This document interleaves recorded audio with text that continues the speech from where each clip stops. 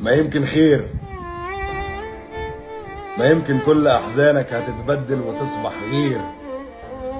تضيق وتضيق وتستحكم عشان تفرج بأمر الله، وربك عالم النية وعالم بالسلوك والسير.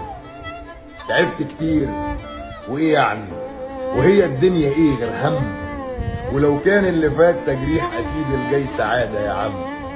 بلاش تزعل على اللي رماك وركز في اللي لسه معاك، يغوروا في 1000 داهية هناك بلا اشتغالات وحرق الدم. تعبنا مسيسة ومحايلة وطبطبنا وما عجبناش، ويا مدينا بايدينا وبعينينا وما اخدناش.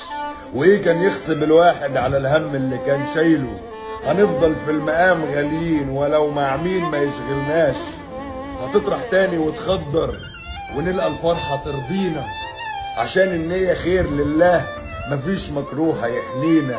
وسبحانك يا رب الناس، يا واقف جنب كل الناس وعالم باللي في قلوبنا وعارفنا نضاف فتحمينا.